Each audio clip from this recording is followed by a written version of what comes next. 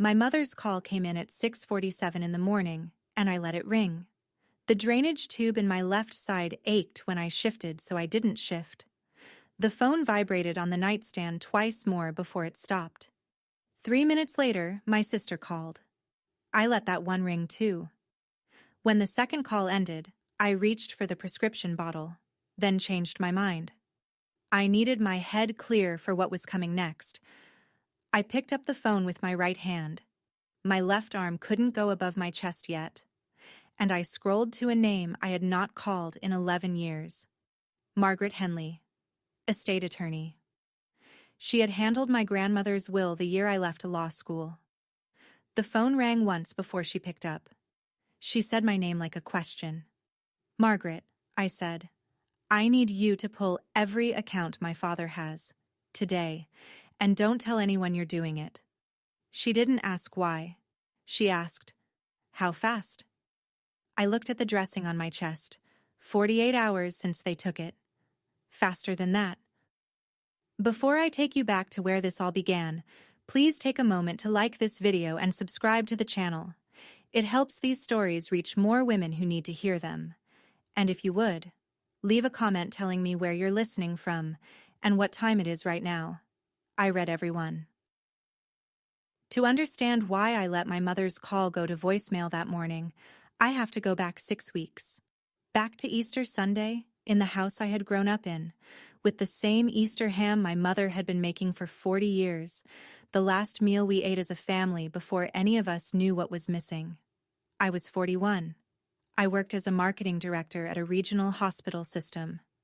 I had a husband, David, and a daughter, Ashley, who was 14, and beginning to drive me to politely worded distraction. I lived an hour from my parents, just far enough that nobody asked me to drop by on weeknights, just close enough that I had no excuse to skip a holiday. My diagnosis was 2 weeks old that Easter. I had told Mom and Dad the week before. They had cried. Then they had asked when the surgery was. Then they had moved on to whether I would do chemotherapy. I had not yet told my sister. I had been telling myself I would tell her at Easter, in person. I had also been telling myself, more quietly, that I did not want to. My sister Karen lived 4 blocks from my parents. She had 2 boys and a husband whose business was always being described, by Karen, as complicated. Karen had a way of saying complicated like she was the only person in the family who had ever had to deal with anything at all. That Easter, she brought a folder. Mom had set the table by 10 that morning. The good plates. The cloth napkins she ironed twice a year and put away again. By the time we got there at noon, the ham was already out of the oven and resting under a dish towel, and the kitchen smelled like brown sugar and clove. Dad was on the back porch. He came in, kissed me on the side of the head, and asked how I was holding up. I said I was fine. He nodded once and went back outside. Mom watched him go and did not say anything. Karen and Greg got there at 12:30 with the boys. Tyler was 12 and Brandon was 10. Both at the age where one of them was always asking to be excused for the bathroom, and the other one was always announcing, loudly, that he was not the one who needed the bathroom. Karen had brought a green bean casserole.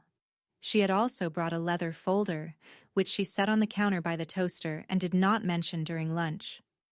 Lunch went the way lunch always went. Mom apologized for the gravy. Dad said it was fine. Greg told a long story about a roof. Ashley asked twice when we could leave. I had decided, somewhere between the rolls and the green beans, that I was not going to tell Karen about the diagnosis that day. Not at the table, not in the kitchen, not on the way out. It could wait. Dad left the table during dessert. He said he was going to check the garage. He took his phone with him. After dessert, Mom and I cleared. She washed and I rinsed, the way we had since I was 9. The ham fat clung to the platter, and Mom worked at it with her thumbnail under the running water. Karen came in at the end with the folder. "Mom, while I've got you, I just need you to sign these." Mom dried her hands on her apron. "It's that thing the bank said we'd do," Karen said, "to simplify things, so they don't keep calling about every little form. All right, sweetheart, Mom said. Don't read it. It's all the same as before, just cleaner. Mom signed where Karen pointed. She signed the way she always signed, slowly, with the green Bic pen she kept in the drawer by the phone. Karen slid a second sheet across, and a third, and then she slid 3 small slips of paper across that I recognized, even from the doorway, as checks. Dad asked me to deposit these for him while he's at the lake this weekend. He says he keeps forgetting. Mom signed those too, on the back. Endorsements. I was standing in the doorway with a glass of water in my hand. I had heard every word. I watched my mother sign her name on the back of 3 checks in a kitchen she had stood in for 40 years. I watched my sister tuck them into the folder.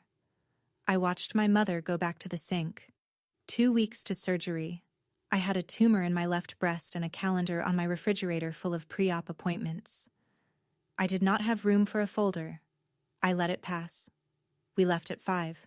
The light was the soft gold of an Easter afternoon in April. Karen was at her car, putting Tyler's jacket in the back seat. The folder was under her other arm. She lifted the trunk and slid the folder in flat, on top of a tote bag. As she pressed it closed, she looked up. Not at me, exactly, but past me, at the house. And a small, contained smile came over her face. The kind of smile you wear when something has gone the way you wanted it to go. She did not see me see her. David started the car. Ashley was already on her phone in the back seat. I turned my face forward and didn't say anything to anyone for the first 10 miles of the drive home. Karen was supposed to drive me to pre-op. We had arranged it a month ago. She had even written it on the calendar in her kitchen, in her schoolteacher handwriting, in green. Jen, pre-op, 8:30. She texted at 20 past 7. Tyler's coach moved the game to 10. Greg can't take him. I am so sorry. Mom said she'd come. Mom was at my door by 7:45. She had on her good coat, the navy one with the collar she only wore to church and to the doctor. She had brought a thermos of coffee and a paperback book, because that was what my mother always brought. She had not brought any commentary on Karen. My mother never brought commentary. I sat in the passenger seat and let her drive. The hospital was 40 minutes away, and we did not talk much. The radio was on low. My left side ached when I shifted my seatbelt, so I tried not to shift my seatbelt. In the waiting room, she held my hand. She had not held my hand since I was probably 10 years old. Her hand was thinner than I remembered. The skin on the backs of her knuckles was loose.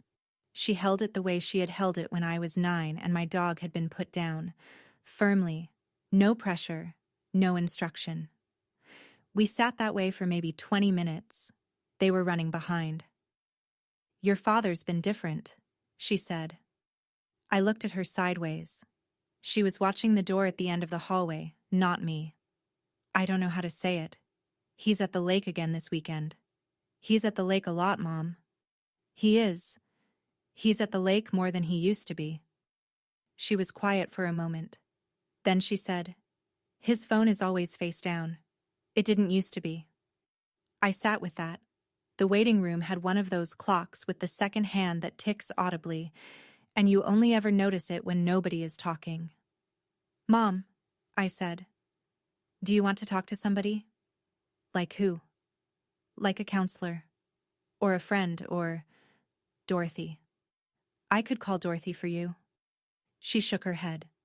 Slowly, the way she shook her head at the table when somebody offered her seconds of a casserole she had not enjoyed. I don't want to be the kind of woman who imagines things, she said.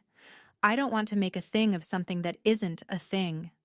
I was about to answer. I was about to say something like, Mom, it's not nothing. You don't imagine things. You don't have a history of imagining things. When the swinging door opened and a nurse called my name. I stood. Mom stood with me, still holding my hand. She walked me to the door. At the door, she let go and squeezed my fingers once, the way she used to do before a school recital, the way she used to do before anything I was nervous about. "I'll be right here," she said. I went through the door. I looked back once. She was still standing in the same spot, with one hand to her mouth, watching me go through. After the surgery, when David and Mom were both there in the recovery room, when I was loose with morphine and the ceiling tiles kept multiplying, Mom had to go down to the parking garage to feed the meter. She was gone 20 minutes. David said later he didn't think much of it. He looked out the window at one point, he told me afterward, and saw her in the driver's seat of her car, not getting out, both hands on the wheel, engine off, sitting that way for a long time. She didn't tell me about it. She came back upstairs and brought me a paper cup of ice chips, and she stayed until visiting hours ended. But David told me, later, after we knew everything, she had been sitting there with both hands on the wheel for a long time. That was all. The hours after surgery came to me in pieces. David in the chair by the window, reading, the tablet too bright in the dark room, the IV pole with 2 bags hanging, the blue bracelet on my wrist with my full legal name on it, which is a name I had not written down in 20 years, a nurse coming in to check the drain, another nurse coming in to check something else. The clock on the wall said 9. Mom was beside the bed. She still had her church coat on, the navy one. She had not taken it off. She had not put her purse down. It was in her lap, both hands resting on top of it. She was stroking my hair. I had not had my mother stroke my hair since I was probably 12. She did it the way she did everything, slowly, methodically, without comment. She started at the temple and went toward the crown and started over. After 3 or 4 passes, I realized she was probably not aware she was doing it. Karen had not come. She had texted at 6. "Brandon's running a fever. I think it's strep. I can't risk bringing it to the hospital." She had texted again at 7. "Tell Jen I love her. Tell her I'll come tomorrow." Mom had read both texts to me out loud. She had not commented on either one. Now Mom was looking at the wall. Not at me. Past me. At the wall. "Your father said he'd come tomorrow morning." He's at the lake again." I was too far gone to ask the question. I was too far gone to ask why my father had been at the lake the night his daughter had cancer surgery. The morphine had taken the question and floated it somewhere just above my head. I could see it. I could not reach it. I closed my eyes. Mom's hand kept moving over my hair. When I woke up next, she was gone. David was in the chair in the corner, asleep with his head on his shoulder. The light coming through the window was the wrong color. Not yellow, not gray. The kind of light hospitals have at 4 in the morning. The phone on the bedside table was buzzing. Face down on the laminate. I had set it face down on purpose. It was buzzing in long stretches. Not a single call. Calls in succession. One ending, the next starting. The buzz traveled up the side of the table and into the metal frame of the bed and along the rail to my hand. David was asleep. I could not lift my left arm. I rolled my head to look at the phone. The buzzing did not stop. 2 days later, they sent me home with the drainage tube in my side and a list of things I was not allowed to do for the next 6 weeks. I was not allowed to lift anything heavier than a coffee cup. I was not allowed to drive. I was not allowed to raise my left arm above my heart. I was allowed to sit. I was allowed to sleep. I was allowed to take the white pill every 6 hours and the small blue pill twice a day. David made me eggs. Ashley brought me a stack of magazines from the basement. The drain bulb pinned to the inside of my shirt collected fluid the color of weak tea, and I emptied it into a measuring cup 3 times a day and wrote the number in a notebook the nurse had given me. The morning after we came home, the phone rang at 6:47. I knew before I picked it up. The way you know. "Mom," I said. "Jennifer, your father had papers served on me at 6 this morning. There was a man at the door. I was in my bathrobe. He had an envelope." Her voice was working hard not to break and not succeeding. "I don't understand." "Mom, Where are the papers right now? On the kitchen table. Put them in the drawer where you keep the bills. Why? Just put them there. Don't read them again. Don't show them to anyone yet. Don't call anyone. Jennifer, he's been my husband for 46 years. I know. Mom. Listen to me. Put the papers in the drawer. Sit down. Don't make any phone calls. I'll call you back in an hour. She was crying when she hung up. She was trying not to. I could hear her trying not to. I lay back against the pillow. The drain bulb was warm against my ribs. I could see a corner of the dressing if I looked down. I did not look down. The phone rang again 3 minutes later. Karen. Jen. Mom called me. She's a wreck. I've never heard her like this. She can't be alone. I have the boys. Greg's got a job thing. I literally cannot. You have to take her in. Today. I'll drive her over. I'll call you back. Jen. She can't be by herself. I'll call you back, Karen. I did not call her back. I sat on the edge of the bed for 2 minutes with the phone in my right hand. My left arm was useless against my chest. Outside, a sprinkler was going somewhere down the block. I could hear it through the window. Tick, tick, tick, tick, shh. Tick, tick, tick, tick, shh. I scrolled to a name I had not called in 11 years. Margaret Henley, estate attorney. She had handled my grandmother's will the year I left law school. She had sent me a Christmas card every December for 9 years after that, a plain white card with her name printed at the bottom, and I had sent her one back. The cards had stopped a few years ago, mine first. She picked up on the first ring. Jennifer Caldwell, she said, like it was a question and an answer at the same time. Margaret, I'm sorry to call you like this. Don't. What is it? I told her. Not all of it. The piece I knew. Dad served papers at 6 in the morning, the lake every weekend, the folder Karen had brought to Easter, the checks Mom had endorsed at the kitchen sink. I told her about my surgery. I told her where I was sitting and what I could and couldn't do. She let me finish. There was no sound on the other end of the line. She was that kind of listener. The kind who lets you get to the end of a sentence before she does anything with it. When I finished, she said, "Are you sure you want to know everything? Because once I pull this, we can't put it back." I looked down at the dressing on my chest. Pull it. Give me until Wednesday. Faster. There was a small sound. It might have been her writing something down. It might have been a laugh.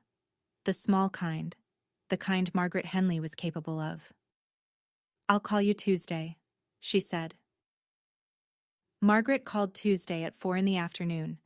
I was in the recliner in the living room with the heating pad on my back. The drain bulb had been emptied at noon, 22 milliliters, a good day. David was at work. Ashley was upstairs. "Jennifer, you'd better sit down. I assume you're already sitting down." "I'm sitting down." "All right. I have your father's primary checking, his joint checking with your mother, his money market, the IRA, the brokerage accounts. 47 months of statements going back. Are you ready?" "Yes." Starting in May 3 years ago, on the first business day of every month, there is a wire transfer of $4,000 out of his individual money market account. The wire goes to the same recipient every time, a Florida LLC named Sandpiper Holdings. I closed my eyes. I had my paralegal pull the registration. Sandpiper Holdings is a single-member LLC registered in Pinellas County, Florida. The sole member is a woman named Margaret Paused, a Catherine Voss, Florida driver's license, address in St. Petersburg, date of birth 1961. Do you know that name? No. All right. Hold on to it. We will be coming back to her. I had a measuring cup on the side table and a hospital notebook. I picked up the pen. Sandpiper Holdings, Catherine Voss, St. Petersburg, 1961.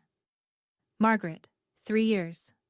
3 years, 47 months. That's $188,000. I wrote the number down. I underlined it. I wrote the number down again. How? I said. How does this happen, and Mom doesn't know? That's the second part of what I have to tell you. The light through the front window had that long, late afternoon angle. Across the street, the neighbor's dog was barking at a squirrel. I could hear David's truck coming up the driveway. Jennifer, the wire instructions for these transfers were not issued from your father's terminal at Schwab. They were submitted electronically, from an outside IP address. Outside meaning? Meaning not from his laptop, not from the family computer at the house, not from the desk at the office he gave up 4 years ago, from somewhere else. A different IP address each time, but my forensic guy says the router signature is consistent. Same source machine. He can trace the source by tomorrow morning. Margaret. I know. Margaret. My father is 71. He uses a flip phone. I know. He calls the cable company once a month because he can't get the TV menu off the screen. Jennifer. He has never opened an online banking app in his life. I know. Then who? I heard her chair creak. The kind of creak it makes when somebody leans back in a leather office chair and sets a pen down. That's what we are about to find out. David was at the door. I held up one finger.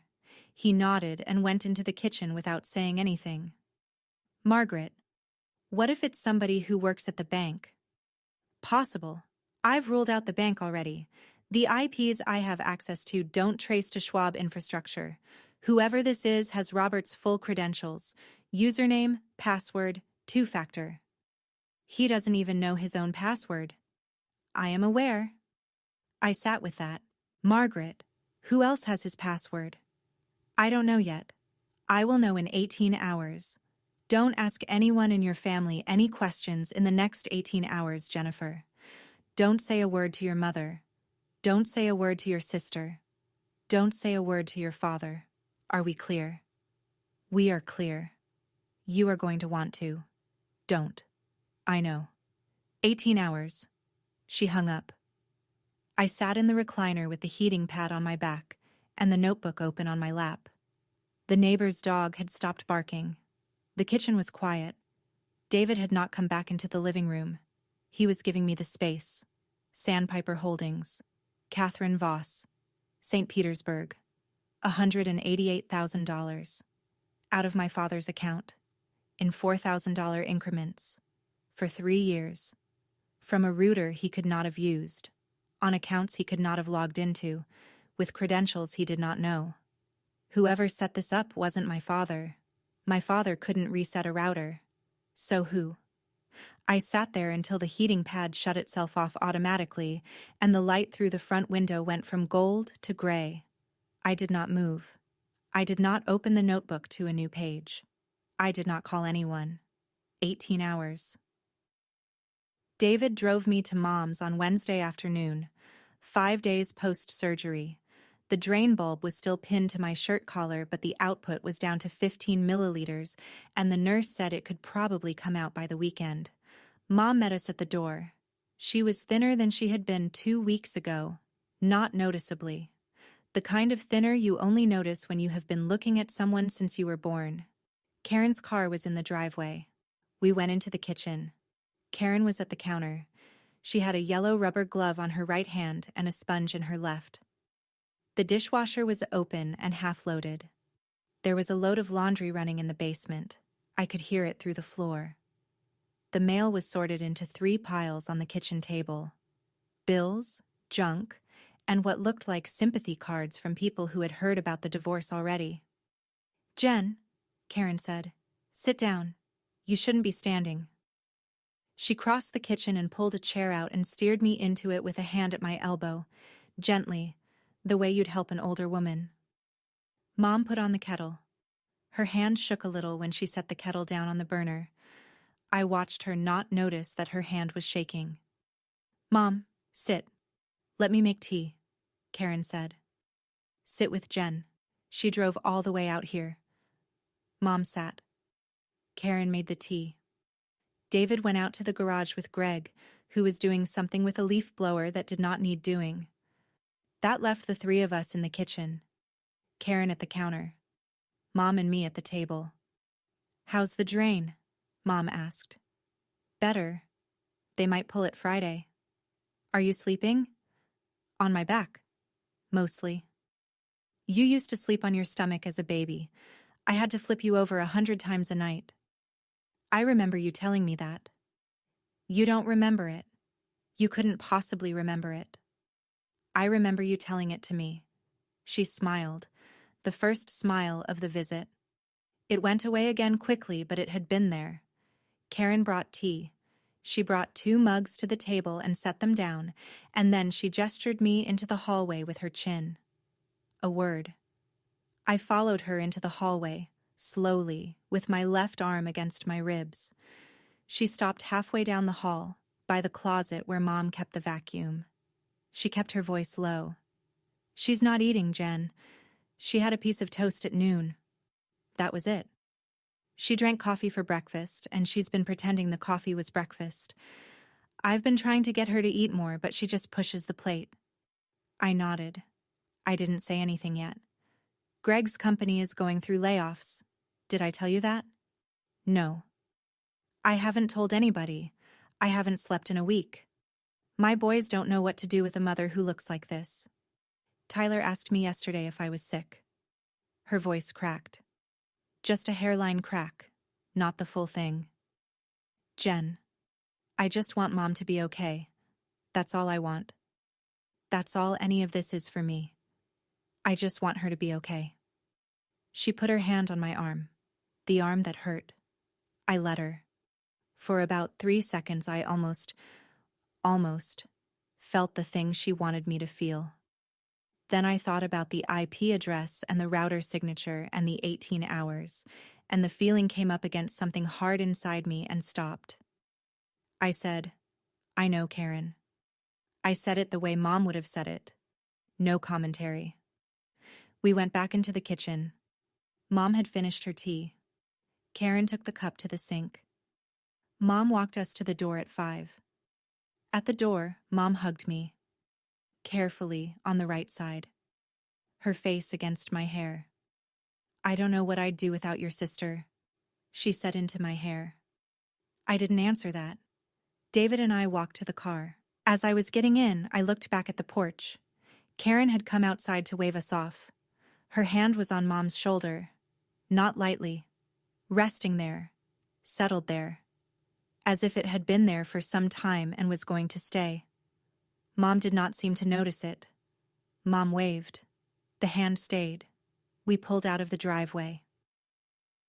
Margaret's office was on the 3rd floor of a brick building downtown that had been a bank in 1920 and a law firm ever since. The elevator smelled like old paper and lemon polish. It was Thursday, 6 days after the surgery. David had driven me. He waited downstairs in the lobby with a coffee. Margaret's office had 2 leather chairs across from her desk and a window that looked out at a parking lot. There was a file open on her desk. There was also a phone on speaker, blinking, and a man's voice was saying something on the other end that I came in halfway through. "Can confirm. The router signature is consistent across all 47 transactions. The MAC address resolves to a residential cable modem. The account is in Springfield Township." "Whose account?" "The cable account is in the name of..." There was a sound of paper. "Karen Riley, with a P.O. Box billing address. The IP belongs to Karen Riley." I sat very still. Margaret was not looking at me. She was looking at the speakerphone. She let the room hold the sentence. Then she said, "Thank you, Frank. Send me the written summary by tonight. Encrypted." Frank said he would. Margaret hung up. She turned to me. Her face did not change. I appreciated that. I had been afraid, on the drive over, that somebody was going to make a face at me, sympathy or shock, or a worse face yet, and I would not be able to handle it. She slid a folder across the desk toward me. "This is a copy of the document your sister had your mother sign at Easter. I pulled it from the county recorder this morning. It was filed there 4 days after Easter Sunday." I opened the folder. The document was titled, Revocable transfer on death deed. There was also a second document underneath. Beneficiary designation change, Caldwell Family Trust. Margaret talked while I looked at them. The first document deeds the house, on your mother's death, to your sister Karen. Outside of probate. Outside of the will. She would simply walk in the day after your mother dies and take the deed to the courthouse. I turned the page. The second document changes the named beneficiaries of your mother's trust. As of the day she signed this, your mother's trust pays 100% to your sister Karen on your mother's death. You were on the previous trust as a 50% beneficiary along with your sister. Your name has been removed.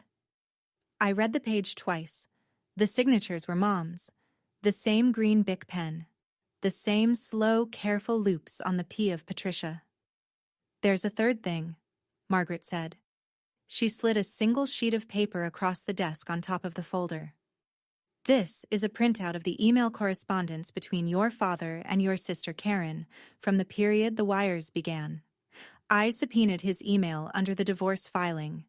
Your mother's attorney is now in the loop, by the way, and we are working together. Your sister Karen has been your father's only contact about the Florida money for 3 years. She set up the wires. She gave him plausible cover. She called Catherine Voss for him when he didn't want to. She has known about Catherine Voss since she was a year into existing. I read the printout. It was a chain. Did you remember the May payment, Dad? She'll be expecting it. I'll handle it. Don't worry. 2 sentences from him. Thanks, honey. You are a lifesaver. I closed the folder. I sat there. The leather of the chair was cool against the back of my neck. My left side ached in a way that had become so constant I no longer noticed it, except as a kind of low tone underneath everything else. Margaret folded her hands on the desk. Jennifer, I want to ask you something. You don't have to answer it now. I waited. Did your sister know about your diagnosis before your father filed? I looked at her. I told her 2 weeks before he filed. All right. She knew the surgery date. She knew I would not be able to drive. She knew I would not be able to work for 6 weeks. She knew the medications I would be on. All right. She told me to take Mom in on the morning Dad served the papers. All right. She knew exactly when I would be. I stopped. I found a word. Least equipped. Margaret didn't answer. She let me sit with it. The window behind her was bright and a single car was pulling out of the parking lot below. Jennifer, she said finally, I am very sorry. I did not answer. I had nothing to put in the place where the answer would have gone. I drove to Mom's on Saturday morning, 8 days post-surgery. I drove myself slowly, with the seatbelt pulled out a little so it wouldn't press the dressing. The drain had come out the day before. The little hole in my side was bandaged with a square of gauze. I told Mom I needed her to come stay at my house for the weekend. Just the weekend. To help me. The wound was healing well, but I was tired, and David had a conference, and I needed her to make me chicken soup the way she made chicken soup. Mom packed a bag in 20 minutes. She brought a thermos and a paperback. She had been ready to be needed. She had been waiting to be needed, I think, for some time. Margaret was already at my kitchen table when we walked in. Mom stopped in the doorway. She looked at me. Her eyes went to Margaret. Her eyes went back to me. Jen. Mom. Sit down, please. She sat. I made tea. I made it the way Mom made tea. Kettle, loose leaves, the small white pot with a chip in the lid. I set the pot on a trivet between her and Margaret. Margaret had brought 4 folders. She laid them out on the table the way you lay out a hand of cards. She did not start with the worst one. She started with the smallest one. Mrs. Caldwell, I'm going to walk you through what I have. I am going to go slowly. You can stop me at any time. I am not going to tell you what to think about any of this. I am only going to tell you what is in the folders. All right. She started with the wires. 47 of them. Sandpiper Holdings. Catherine Voss. 3 years. Mom listened. She did not say anything. Margaret moved on to the second folder, the Easter document, the transfer deed, the beneficiary change. She read the relevant lines aloud. She set the documents down where Mom could see them. Mom looked at her own signature on the P of Patricia. She touched the page. She did not move her hand for a moment. Margaret moved on to the third folder, the forensic report, the IP address, Springfield Township, the cable modem, Karen Riley. Mom did not cry. I will say this about my mother. She did not cry. She had cried the morning the papers were served. She did not cry now. Margaret moved on to the fourth folder, the email chain. When Margaret was done, Mom sat for maybe 2 minutes without saying anything. The clock on the kitchen wall went around twice. I could hear the refrigerator hum. Then Mom said, "If I sign something today, can I take that Easter document back?" Margaret nodded. "We can revoke both, the deed and the beneficiary change.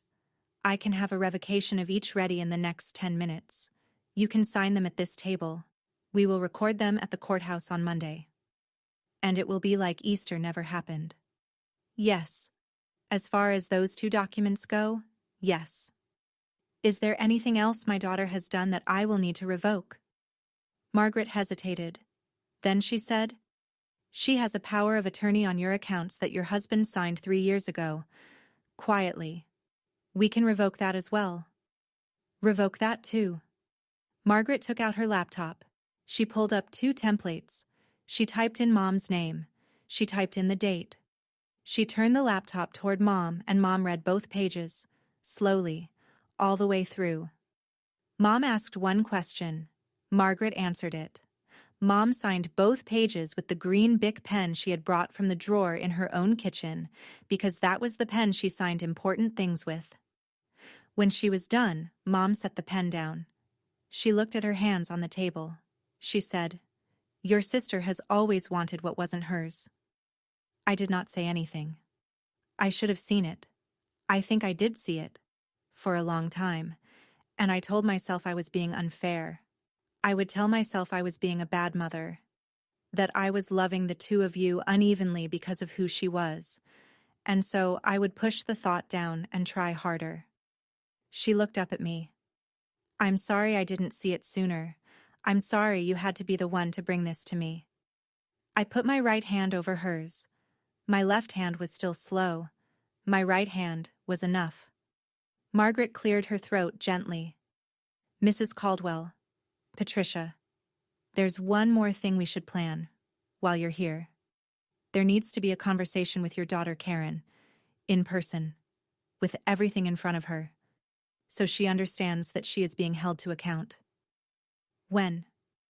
"Next Saturday, at your house, a lunch, just like Easter." Mom nodded once. "Aunt Linda will be there," I said. "Good," Mom said.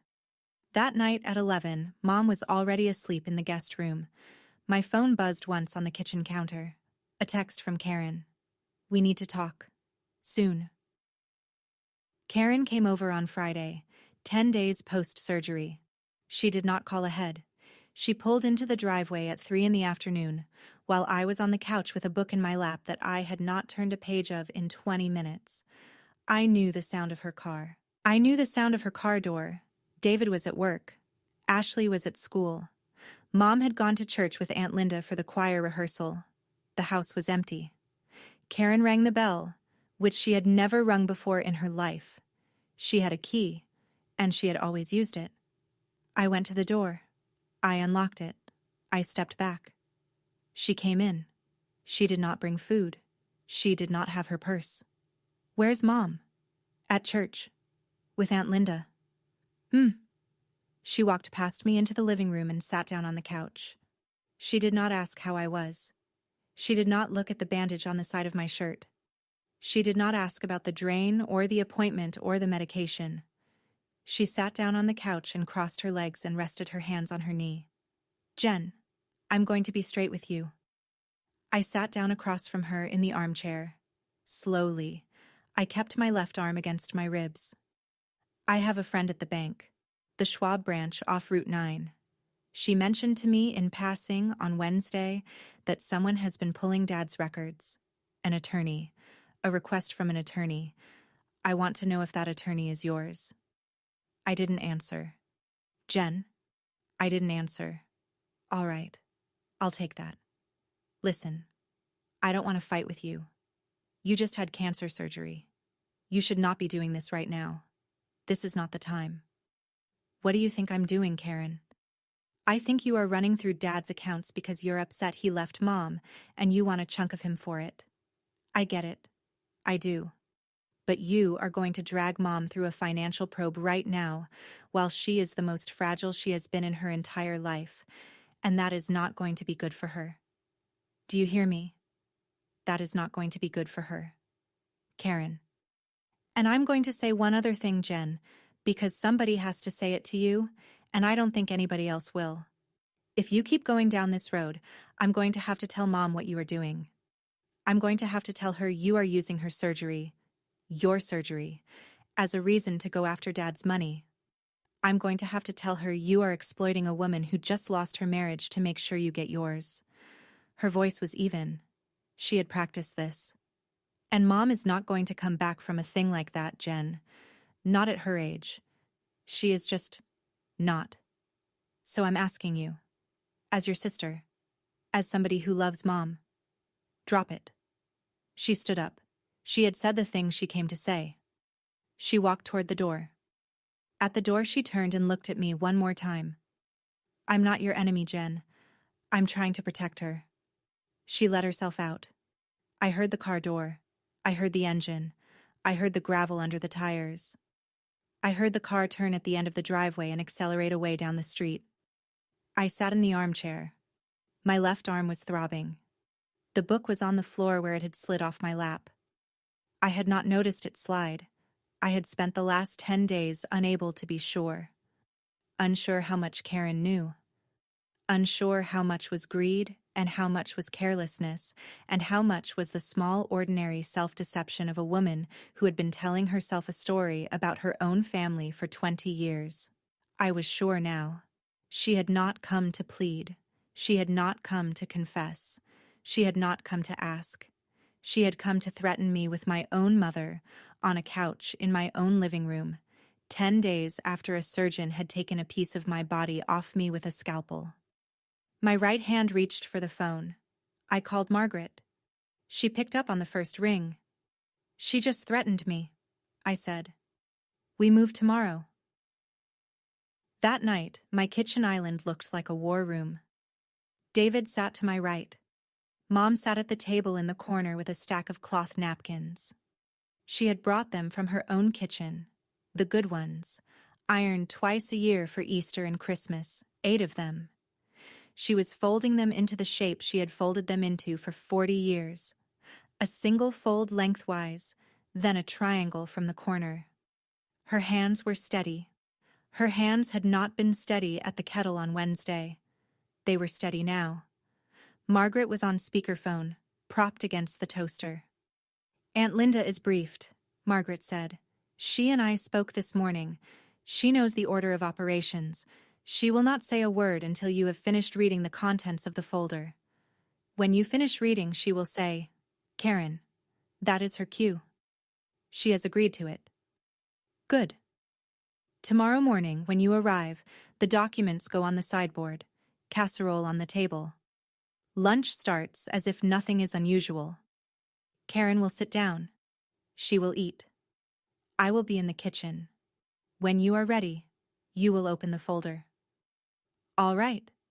Margaret had a way of breaking a complicated thing into a list of small actions, each one of them something a person could do, and then handing you the list. It was the reason her clients lived through her cases. Mom set down a folded napkin.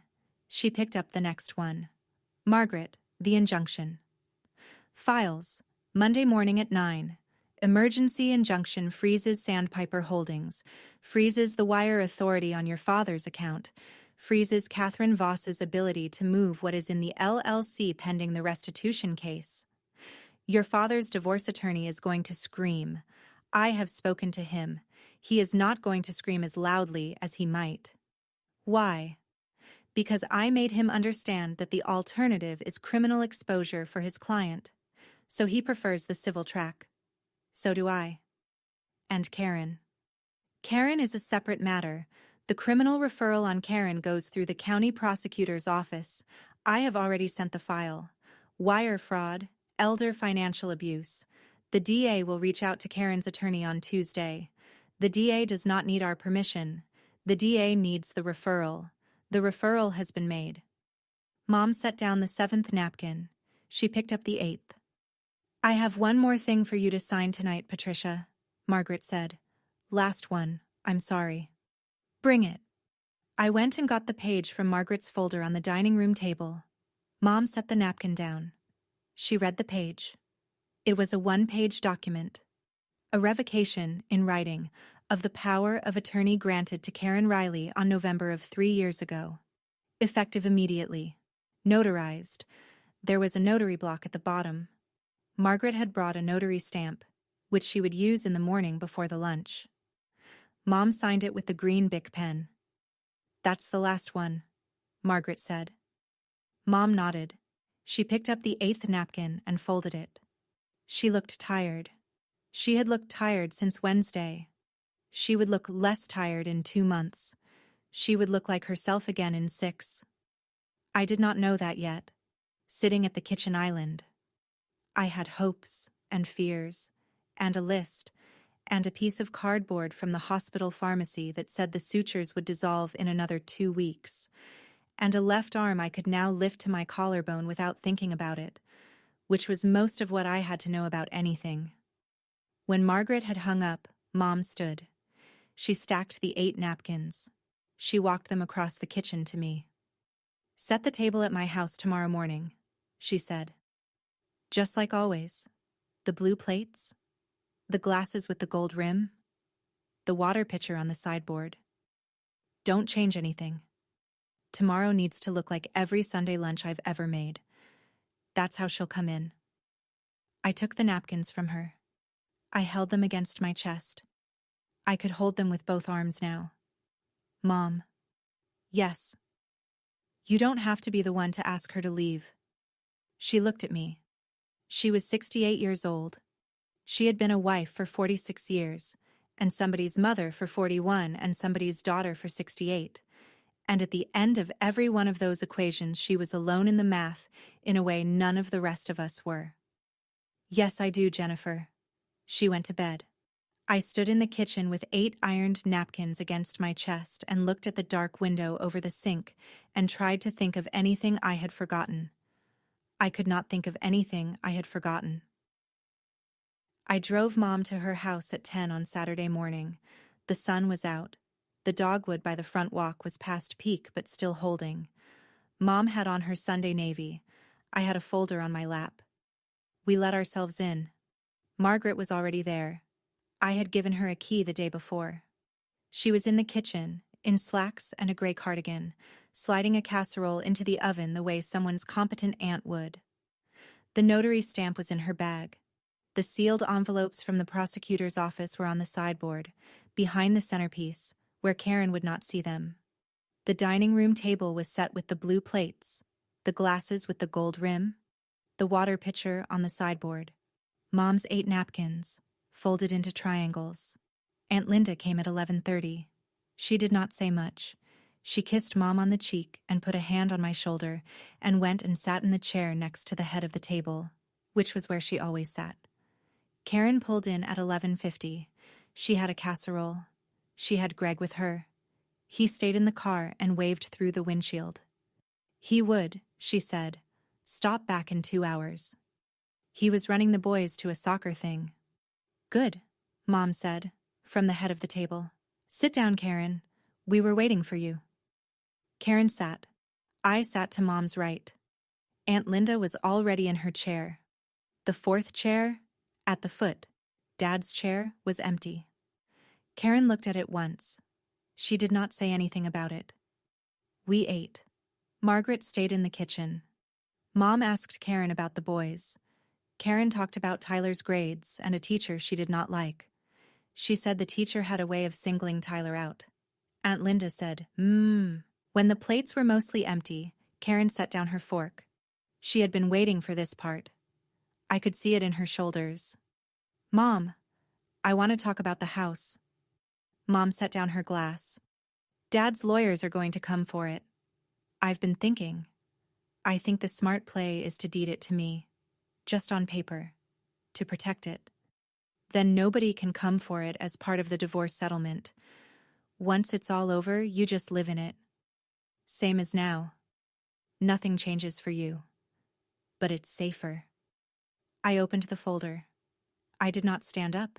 I did not raise my voice. I started reading.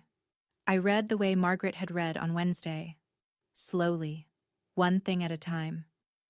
In May, 3 years ago, $4,000 left Dad's money market account. The wire went to a Florida LLC named Sandpiper Holdings. Sandpiper Holdings is a single-member LLC owned by a woman named Catherine Voss. There have been 47 of those wires. The total is $188,000. Karen did not move. The wire instructions were not entered from Dad's terminal at Schwab. They were entered electronically, from a residential cable modem in Springfield Township. The IP belongs to you, Karen. She still did not move. The Easter document Mom signed was a revocable transfer on death deed. It deeded this house to you, alone, on Mom's death. It also changed the named beneficiary of Mom's trust to you, alone, removing me. Both of those documents have been revoked. Mom signed the revocations on Saturday. They will be filed at the courthouse Monday morning. Karen said, Mom doesn't know what she's signing right now. That was when Aunt Linda lifted her eyes off her plate.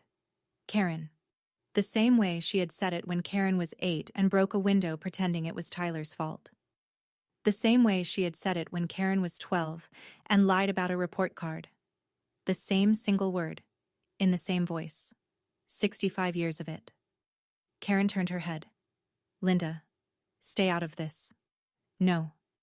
Linda. Karen. Karen turned back to me. Her face had begun to shift. She tried one more. Jennifer is taking advantage of Mom. Mom is fragile. Mom is... Karen. It was Mom. Quiet. Both hands flat on the tablecloth. I read the documents. I read them twice. I'd like you to leave. The room held very still. Mom. I'd like you to leave. Karen sat for maybe 10 seconds. She was looking for a route out. There wasn't one. She stood up. She did not say anything. She did not put her napkin on the table. She folded it once, carefully, and laid it next to her plate, the way Mom had taught her. Then she walked out of the dining room and through the kitchen and out the back door. The back door did not slam. She closed it carefully behind her. We sat. The clock on the wall went around 3 times. None of us moved. Margaret came out of the kitchen. She had taken off her cardigan. She came over and rested a hand briefly on Mom's shoulder. The injunction goes in Monday morning, she said. The DA will call her attorney Tuesday. The Florida woman is your father's lawyer's problem now. You don't have to think about her. Thank you, Margaret. Mom turned to me. She put her hand over mine on the tablecloth. She had not held my hand at this table since I was small. I want you to drive me home with you tonight. I closed my left hand around hers. I could. That was 2 years ago. The house in Springfield Township is still my mother's. She has not slept in it since the Saturday she asked Karen to leave. She rents it to a young couple who have a baby and a Labrador. She likes the idea of a baby in the room that used to be mine. She drives by once a season to make sure the gutters are clean. Karen pleaded out, restitution, 2 years probation, no jail time. The federal piece was dropped because Catherine Voss agreed to testify. And Catherine Voss agreed to testify because by then she had been left by my father and was looking for any door at all to walk through. The $188,000 came back. Not all at once. In monthly increments, ironically, the way it had gone out. It comes back in a $4,000 deposit on the first business day of every month. Margaret has set it up that way on purpose. I think she finds it satisfying. Karen has not contacted any of us in 11 months. The boys send my mother a Christmas card each year. Mom answers each one with a card of her own. My father is in St. Petersburg. He and Catherine did not work out. He calls Mom about once a month. She does not pick up. She does not return the calls. Mom's divorce was finalized 7 months ago. She got half of what hadn't been wired out, plus the house, plus an offset for what was wired out. Margaret was excellent. My father's attorneys did not scream as loudly as they might have.